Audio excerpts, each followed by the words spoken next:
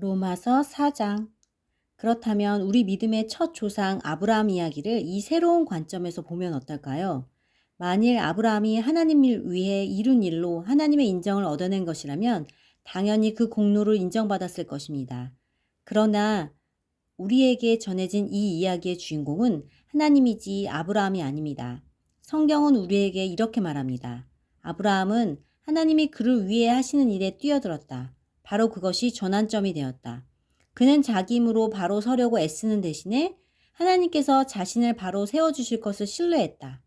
만일 여러분이 열심히 해서 어떤 일을 잘 해낸다면 여러분은 보수를 받을 자격이 생깁니다. 그때 여러분이 받는 것은 임금이지 선물이 아닙니다. 그러나 여러분이 그 일을 감당할 수 없어 오직 하나님만이 하실 수 있는 일이라고 인정하고 그분께서 해주실 것을 신뢰한다면 바로 그 신뢰가 여러분을 하나님에 의해 하나님 앞에 바로 세워줍니다. 이렇게 하나님 앞에 바로 서는 일은 여러분의 힘으로 아무리 오랫동안 수고하고 애쓴다 해도 결코 해낼 수 없는 일입니다. 이는 전적으로 그분의 선물입니다. 이 새로운 관점은 다윗에게도 확증됩니다. 그는 자신의 공로 하나 없이 오직 하나님께서 모든 것을 바로 세워주실 것을 신뢰하는 사람은 복이 있다고 말합니다. 그 범죄가 지워지고 지은 죄 말끔히 씻겨진 사람은 복이 있다. 주님께 그 죄를 청산받은 사람은 복이 있다. 혹시 여러분은 이런 복이 우리 종교의 길을 따르는 할례받은 사람들에게만 선언된다고 생각합니까? 우리가 따르는 길에 대해 들어본 적 없는 사람들, 하나님께 훈련받아 본 적 없는 사람들도 이런 복을 받을 수 있다는 생각은 못 해봤습니까? 일단 우리 모두가 동의할 수 있는 사실부터 말해보겠습니다. 아브라함이 하나님께 합당하다고 선언된 것은 그가 하나님께서 그를 위해 하시는 일을 받아들였기 때문입니다. 그렇다면 생각해 보십시오. 그 선언이 내려진 것은 그가 할례라는 언약 의식을 통해 몸의 표시를 받기 전이었습니까? 그 후였습니까? 맞습니다. 표시를 받기 전이었습니다. 그렇다면 그가 할례를 받은 것은 하나님께서 그를 당신 앞에 바로 세우시려고 오래전부터 그를 위해 일해 오신다는 것에 대한 증거이자 확증의 의미였다는 뜻입니다. 아브라함은 다만 하나님의 이 일을 자신의 온 삶으로 받아들였던 것입니다. 또한 이것은 아브라함이 모든 사람의 조상이란 뜻이기도 합니다. 다시 말해 하나님께 아직 바깥 사람인 이들, 하나님의 백성으로 인정받지 못하는 이른바 할례받지 않은 사람들이라도 하나님께서 자신들을 위해 하시는 일을 받아들인다면 아브라함은 그들 모두의 조상도 된다는 것입니다. 하나님에 의해 하나님 앞에 바로 서게 된 사람들이란 바로 이런 사람들을 두고 하는 말입니다. 물론 아브라함은 할례라는 종교의식을 거친 이들의 조상이기도 합니다. 그러나 이는 그들이 행한 그 종교의식 때문이 아니라 하나님께서 그들을 위해 행하시는 일을 믿음으로 받아들이는 모험의 삶을 살기로 그들이 결단했기 때문입니다. 아브라함은 할례의 표시를 받기 오래전부터 바로 이런 삶을 살아온 것입니다. 하나님께서 아브라함에게 그 유명한 약속, 그와 그의 후손이 땅을 차지하리라를 주신 것은 그가 무언가를 이루었거나 이루려고 했기 때문이 아니었습니다. 그 약속이 주어진 것은 그를 위해 모든 것을 바로 세워주시겠다는 하나님의 결정에 기초한 것이었습니다. 아브라함은 다만 믿음으로 거기에 뛰어들었을 뿐입니다. 만일 우리가 하나님께 무언가를 얻는 것이 자기가 해야 할 일을 다 마치고 온갖 서류를 다 구비해야만 비로소 가능한 일이라면 인격적 신뢰가 들어설 여지는 아예 사라지고 약속은 냉혹한 계약으로 바뀌고 맙니다. 그런 것은 거룩한 약속이 아닙니다. 사업상 거래일 뿐입니다. 빈틈없는 변호사가 깨알 같은 글씨로 작성한 계약서는 우리가 얻을 것이 전혀 없을 것이라는 사실만 확인해 줄 뿐입니다.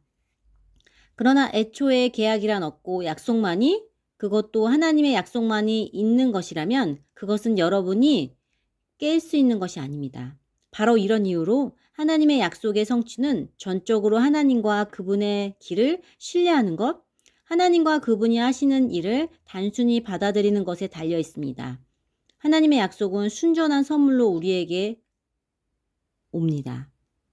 바로 이것이 우리 종교적 전통을 따르는 사람들뿐 아니라 그런 것에 대해 들어본 적 없는 사람들도 그 약속에 확실히 참여할 수 있는 유일한 길입니다.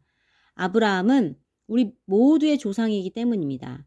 그는 우리 민족의 조상이 아닙니다. 그렇다고 한다면 그것은 이야기를 거꾸로 읽는 것입니다. 그는 우리 믿음의 조상입니다. 우리가 아브라함을 조상이라고 부르는 것은 그가 거룩한 사람처럼 살아서 하나님의 주목을 받았기 때문이 아닙니다. 하나님께서 보잘것없던 아브라함을 불러 대단한 사람으로 만드셨기 때문입니다. 성경에서 우리가 늘 읽는 말씀, 하나님께서 아브라함에게 하신 말씀이 바로 이것이 아닙니까? 내가 너를 많은 민족의 조상으로 세운다. 아브라함은 먼저 조상이라고 불렀고 그런 다음에 조상이 된 것입니다. 그것은 오직 하나님만이 하실 수 있는 일을 하나님께서 하실 것으로 그가 담대히 신뢰했기 때문입니다. 하나님께서는 죽은 사람들을 살리시고 말씀으로 무에서 유를 만들어내시는 분이십니다. 아무 희망이 없었음에도 불구하고 아브라함은 믿었습니다. 아브라함은 자신의 눈에 보이는 불가능한 것을 근거로 살지 않고 하나님께서 하시겠다고 약속하신 약속을 근거로 살기로 결단한 것입니다. 그러므로 그는 허다한 민족의 조상이 되었습니다. 하나님께서 친히 그에게 말씀하셨습니다. 아브라함아, 너는 장차 큰 민족을 이룰 것이다. 아브라함은 자신의 무력함에 집중하지 않았습니다. 그는 소망이 사라졌다. 100살이나 먹은 이 늙은 몸으로 어떻게 아이를 볼 수 있겠는가 하고 말하지 않았습니다. 또 사라가 아기를 낳지 못한 수십 년을 헤아리며 체념하지도 않았습니다. 그는 하나님의 약속을 서성거리며 조심스레 의심 어린 질문을 던지지도 않았습니다. 그는 그 약속 안으로 성큼 뛰어들었습니다. 그러고는 굳센 자, 하나님을 위해 준비된 자, 말씀하신 바를 이루실 하나님을 확신한 자가 되었습니다. 그래서 이런 말씀이 기록되었습니다. 아브라함은 하나님이 그를 바로 세워주실 것을 신뢰함으로 하나님께 합당한 사람으로 선언되었다. 그러나 이것은 아브라함에게만 해당되는 이야기가 아닙니다. 이것은 우리 이야기이기도 합니다. 우리가 아무 소망 없는 상황에서도 예수를 살리신 분을 받아들이고 믿을 때 우리 역시 동일한 말씀을 듣게 됩니다. 희생제물이 되어주신 예수께서 우리를 하나님께 합당한 사람으로 하나님 앞에 바로 세워진 사람으로 만들어 주셨습니다. 5장. 하나님께서 우리를 위해 늘 하고자 하셨던 일, 곧 그분 앞에 우리를 바로 세워주시고 그분께 합당한 사람으로 만들어주는 일에 우리는 믿음으로 뛰어들었습니다. 그러므로 지금 우리는 우리 주인이신 예수로 말미암아 하나님 앞에서 이를 누리고 있습니다. 그뿐 아닙니다. 하나님을 향해 우리 문을 활짝 열어젖히는 순간 우리는 그분께서 이미 우리를 향해 문을 활짝 열어놓고 계셨음을 발견합니다. 우리가 늘 있고자 원했던 그곳에 마침내 우리가 서 있음을 알게 됩니다. 우리는 하나님의 은혜와 영광의 그 넓고 탁 트인 공간에서 고개 들고 서서 소리 높여 찬양하는 우리 자신을 발견하게 됩니다. 그뿐 아닙니다. 온갖 환란에 포위되어 있을 때에도 우리는 소리 높여 찬양하기를 멈추지 않습니다. 환란이 우리 안에 열정 어린 인내를 길러주고 그 인내가 쇠를 연마하듯 우리 인내를 단련시켜주며 우리로 하여금 하나님께서 장차 행하실 모든 일에 대해 늘 깨어있게 해준다는 것을 우리가 알기 때문입니다. 이 같은 희망 속에 늘 깨어있을 때 우리는 결코 실망하는 법이 없습니다. 오히려 정반대입니다. 우리가 하나님께서 성령을 통해 우리 삶 속에 아낌없이 쏟아붓고 계신 그 모든 것을 다 담아내기에는 아무리 많은 그릇으로도 부족합니다. 그리스도께서 더없이 알맞은 때에 오셔서 이런 일을 이루십니다. 그분은 우리가 다 준비되기까지 기다리지 않으셨고 지금도 그러하십니다. 우리가 너무 약하고 반항적이어서 전혀 준비되어 있지 않던 그때 그분은 자기 자신을 이 희생적 죽음에 내어주셨습니다. 설령 우리가 그렇게 약하지 않다고 하더라도 우리는 여전히 갈팡질팡했을 것입니다. 우리는 목숨을 바칠 만한 가치가 있다고 여기는 사람을 위해 대신 죽는 것은 이해할 수 있습니다. 또 선하고 고귀한 사람을 보면 우리 안에 그를 위해 기꺼이 희생하고자 하는 마음이 일어난다는 사실도 알고 있습니다. 그러나 하나님은 우리가 그분께 아무 쓸모가 없을 때에 당신의 아들을 희생적 죽음에 내어주심으로 그렇게 우리를 위해 당신의 사랑을 아낌없이 내놓으셨습니다. 이 희생적 죽음, 이 완성된 희생 제사를 통해 우리는 하나님 앞에 바로 세워졌습니다. 그러므로 이제는 더 이상 하나님과 사이가 멀어질 일은 없습니다. 생각해 보십시오. 우리가 최악이었을 때도 그분의 아들의 희생적 죽음을 통해 우리와 하나님 사이가 친밀하게 되었습니다. 그렇다면 우리가 최선인 지금 그분의 부활 생명이 우리 삶은 얼마나 드넓고 깊게 하겠습니까? 하나님과 친구가 되는 이 엄청난 선물을 실제로 받아 누리고 있는 우리는 이제 더 이상 단조로운 산문적 표현에 만족할 수 없습니다. 우리는 노래하고 외칩니다. 메시아 예수를 통해 하나님께 우리의 신앙을 드립니다. 여러분은 아담이 어떻게 우리 죄와 죽음이라는 딜레마에 처하게 만들어졌는지 들어서 알고 있을 것입니다. 죄와 죽음으로부터 자유로운 사람은 아무도 없습니다. 죄는 만물과 하나님과의 관계, 또 모든 사람과 하나님과의 관계에 해를 끼쳐왔지만 하나님께서 모세를 통해 완전히 상술해 주시기 전까지는 그 해가 어느 정도인지 분명치 않았습니다. 그처럼 죽음, 곧 우리와 하나님 사이를 갈라놓는 그 거대한 심연은 아담으로부터 모세에 이르는 시간에도 위세를 떨쳤습니다. 하나님이 주신 특정 명령에 불순종했던 아담과 같은 죄를 짓지 않은 이들도 모두 이러한 생명의 끊어짐, 곧 하나님과의 분리를 경험해야만 했습니다. 그러나 우리를 이런 지경에 빠뜨린 아담은 또한 우리를 거기서 구원해 주실 분은 앞서 가리키는 존재이기도 합니다. 그러나 우리를 구출하는 이 선물은 죽음을 초래하는 그 죄와 비교가 되지 않습니다. 생각해 보십시오. 한 사람의 죄가 수많은 사람들을 하나님과의 분리라는 그 죽음의 심연에 밀어넣었다고 할 때 한 사람 예수 그리스도를 통해 쏟아 부어지는 이 하나님의 선물은 우리에게 어떤 것을 가져다 줄까요? 죽음을 초래하는 그 죄와 넘치는 생명을 가져오는 이 선물은 서로 비교할 수 없습니다. 그 죄에 대한 판결로는 죽음의 선고가 내려졌지만 뒤따른 다른 많은 죄들에 대한 판결로는 경이로운 생명 선고가 내려졌습니다. 한 사람의 잘못을 통해 죽음이 위세를 떨쳤다면 이제 한 사람 예수 그리스도께서 마련해 주신 이 어마어마한 생명의 선물, 이 모든 것을 바로 세우시는 장대한 일을 두 팔 벌려 받아들이는 이들 안에서 이 생명이 이루어낼 가슴 벅찬 회복, 우리를 다스리는 생명, 이 어떤 것인지 여러분은 상상할 수 있겠습니까? 한마디로만 말하면 이렇습니다. 한 사람이 잘못을 범해 우리 모두가 죄와 죽음이라는 공경에 처하게 된 것처럼 또 다른 한 사람이 올바른 일을 함으로써 우리 모두가 거기서 벗어날 수 있게 되었습니다. 사실 우리는 단순히 공경에서 건져진 것 이상입니다. 그분은 우리를 생명 속으로 이끌어 들이셨습니다. 한 사람이 하나님께 아니요 라고 말함으로써 많은 사람이 잘못되었고 한 사람이 하나님께 예 라고 말함으로써 많은 사람이 바르게 되었습니다.